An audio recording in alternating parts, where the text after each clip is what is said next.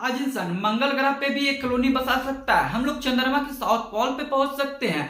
ट्रेनें बिना ड्राइवर के चल सकती है। यहाँ तक कि फ्लाइट भी बिना पायलट के उड़ सकता है। लेकिन आईआरसीटीसी का जो खाना है वह कभी नहीं सुधर सकता। और इसकी सबसे बड़ी वजह यह है कि आईआरसीटीसी एक मोनोपोली वाली संस्था है। इंडियन रेलवे आईआरसीटीसी के साथ में पूरे इंडिया में राज करता है, क्योंकि आईआरसीटीसी को ऐसा लगता है कि हमारे टक्कर में तो कोई है ही नहीं। आईआरसीटीसी क्या करता है जिससे कि आज दिन प्रतिदिन खाने की क्वालिटी खराब हो रही है। ना उसमें क्वांटिटी होता है, ना ही क्वालिटी होती है, ना ही उसका प्राइस सही होता है। लेकिन फिर भी लोग खाते हैं, क्योंकि लोगों के साथ मजबूरी होती है कि वह 2-2 दिन 3-3 दिन ट्रेन में ट्रैवल करते हैं। खाएंगे नहीं तो क्या करेंगे? थोड़ी ना आईआरसीटीसी या तो इंडियन रेलवे वाले गैस और टंकी अलाउ करते हैं ट्रेन में ले जाने के लिए।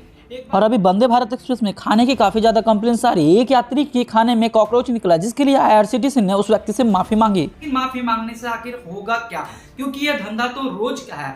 अभी अगर ट्विटर है तो हम लोग जान रहे हैं कि इतनी गंदे खाने ट्रेन में मिलते हैं, लेकिन उससे पहले लोग सिर्फ ये समझ के खाना खा लेते थे कि आखिर खाना है, हमें पेट भरना है।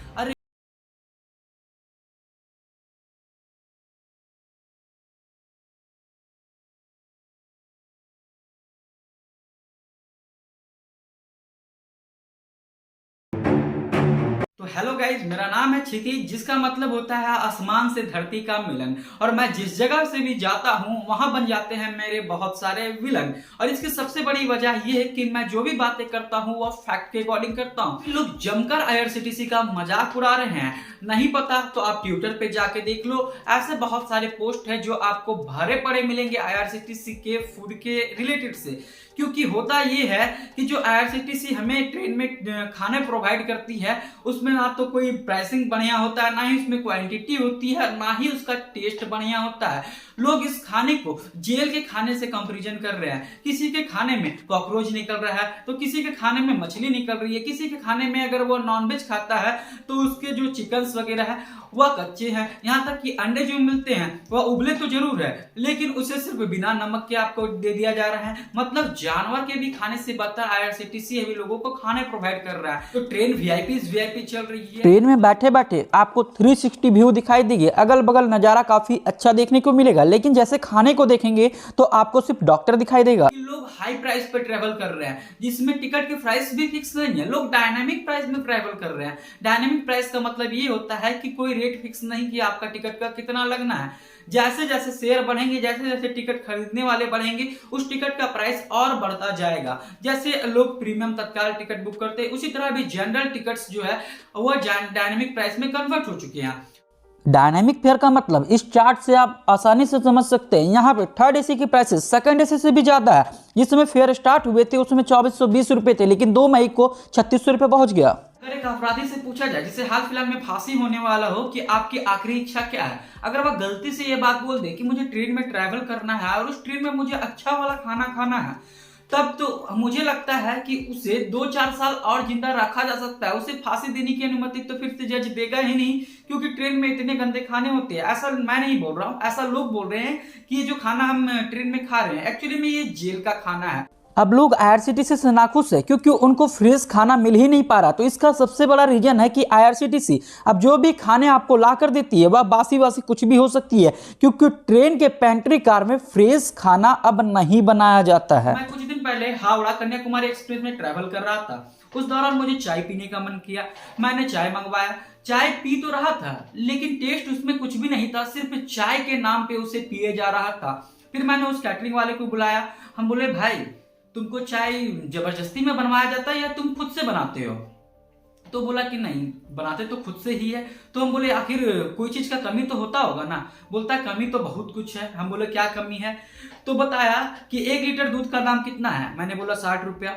1 लीटर दूध में अगर चाय पत्ती की बात की जाए तो 5 रुपए का चाय पत्ती लगेगा, 10 रुपए का चीनी लगेगा। टोटल कॉस्टिंग की अगर बात की जाए तो 75 रुपये कॉस्ट आता है। 5 रुपये कॉस्ट है तो इसमें कितना कमाना चाहिए? मैंने बोला लगभग वही 25 रुपये। तो उसने बोला, इससे हम लोग 25 रुपये नहीं कमाते।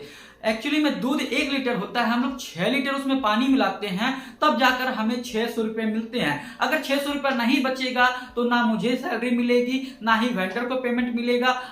और आईआरसीटीसी की दूसरे सोने के अंडे देने वाली चिड़िया है कैटरिंग सर्विस, जहां पर उन्होंने लोगों को गंदे खाने खिलाकर और पैसे बचाकर पिछले साल 972 करोड़ का रेवेन्यू जनरेट किया था। ये सारे कॉन्ट्रैक्ट पे हैं और कॉन्ट्रैक्ट एक नहीं है, यहाँ 4-4 लेयर की कॉन्ट्रैक्ट होती है। मतलब हर डिपार्टमेंट का अपना एक फिक्स कमीशन बना हुआ है और ये कमीशन अगर वे नहीं देते हैं तो अगले दिन से वेंडर साहब ऐसे वेंडर को लाया जाएगा जिसे घर में चाय तक नहीं बनाने आती हो और ट्रेन में उसे बिरयानी बनाने दे दिया जाता है। अब प्रॉब्लम यहाँ ये है कि आईआरसीटीसी जिन वेंडरों को पेंट्री कार के लिए असाइन करता है वे वेंडर बिल्कुल ऐसे होते हैं जिसमें कोई भी वर्कर स्किल्ड वर्कर नहीं होता है। तो इसके कारण होता यह है कि वे वेंडर सिलेक्शन किए जाते हैं जो कि आईआरसीटीसी को हाईएस्ट कमीशन दे सके। अब कमीशन जब ज्यादा होगा तो लोग जाहिर सी बात है कि क्वालिटी को कम करेंगे, तभी तो खर्च निकल पाएगा। 2018 की इस रिपोर्ट में आईआरसीटीसी की कैटरिंग सर्विस को घाटे में बताया गया था, जहां खर्चा हुआ था 3.9 करोड़, वहीं आया था 1.82 करोड़। फिर एक जादू हुआ और आईआरसीटीसी अचानक से प्रॉफिटेबल कंपनी बन गई क्योंकि इन्होंने अपने कमीशंस बढ़ा दिए। इस कमीशन के चक्कर में नुकसान किसका होता है? वैसे ट्रैवलर का, जो कि ट्रेन में ट्रैवल कर रहे हैं। और कमीशन तो फिक्स होती है, उसे घटाया बढ़ाया नहीं जा सकता है, लेकिन क्वालिटी और क्वांटिटी को घटाया बढ़ाया जा सकता है। अब इस कमीशन के चक्कर में ट्रेन में जो खाना बनाने वाले वेंडर होते हैं, जिसे एक्चुअली में आईआरसीटीसी असाइन करता है, वे वेंडर क्या करते हैं कि सामान की क्वालिटी को भी कम करते जाते हैं।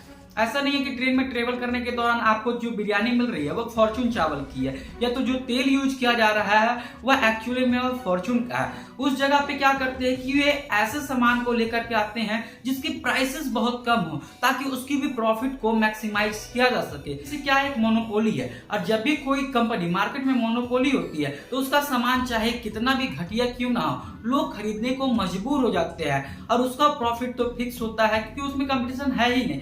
जब मार्केट में 2 कंपटीटर होता है तो क्वालिटी भी अच्छी मिलती है, क्वांटिटी भी अच्छी मिलती है। अगर एक आदमी नहीं दे रहा है तो उसको बोलेंगे जा तू अपना सामान रख ले, हम दूसरी जगह से ले लेंगे, वो 10 रुपया कम करके आपको दे देगा। लेकिन जब कंपनी के पास मोनोपोली होगी, मार्केट ही मोनोपोली होगा, तो आपके पास ऑप्शंस नहीं होंगे।